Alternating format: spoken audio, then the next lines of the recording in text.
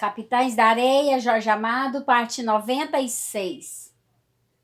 Havia uma lei que obrigava os cidadãos a denunciarem à saúde pública os casos de varíola que acontecessem, para o imediato recolhimento dos variolosos aos lazaretos. O padre José Pedro conhecia a lei, mas, mais uma vez, ficou com os capitães da areia contra a lei.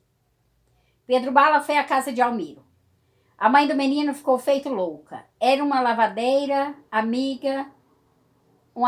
amigada com um pequeno lavrador, além da cidade de Palha. Foram buscar Almiro e o padre o visitou e depois levou um médico. Mas acontece que o médico estava cavando um lugar na saúde pública e denunciou o caso da varíola.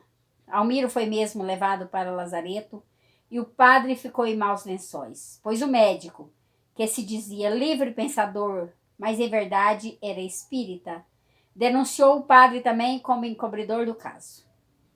As autoridades não agiram contra o padre, mas se queixaram ao arcebispo.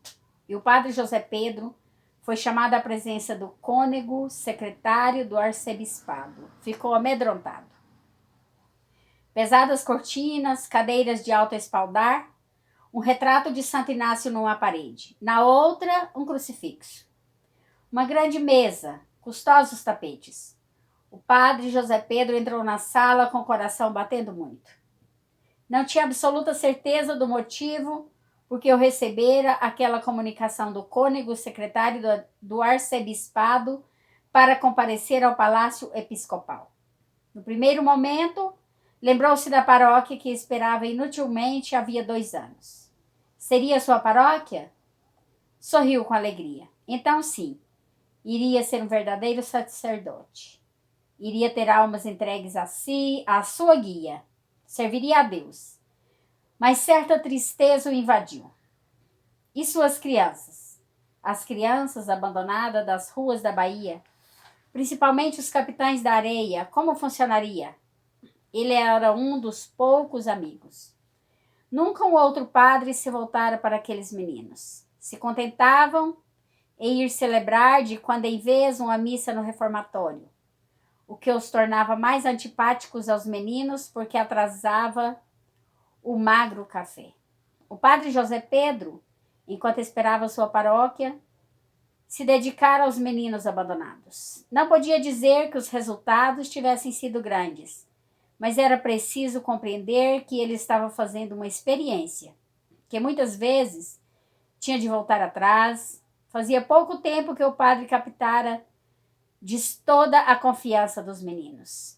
Estes já o tratavam como amigo, mesmo quando não o levavam a sério como sacerdote.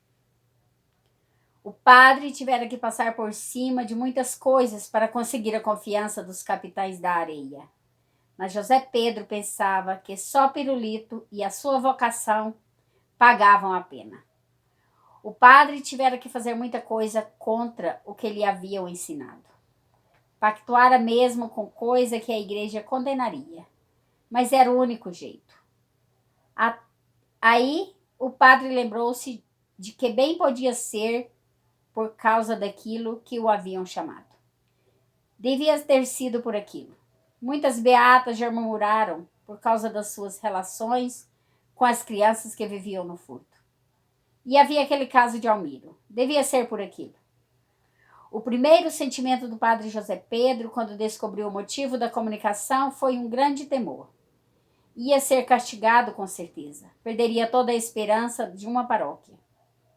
E o padre José Pedro necessitava de uma paróquia. Sustentavam a mãe velha, uma irmã na escola normal. Logo depois, pensou que muito possivelmente tudo o que fizera fora errado. Seus superiores não aprovariam. E no seminário lhe tinham ensinado a obedecer. Mas pensou nos meninos. Na sua memória passaram a figura de Pirulito, Pedro Bala, professor, sem pernas, boa vida, o gato. Era preciso salvar aqueles pequeninos. As crianças eram a maior ambição de Cristo. Devia-se fazer tudo para salvar aquelas crianças. Não era culpa deles se estavam perdidos. Bom dia.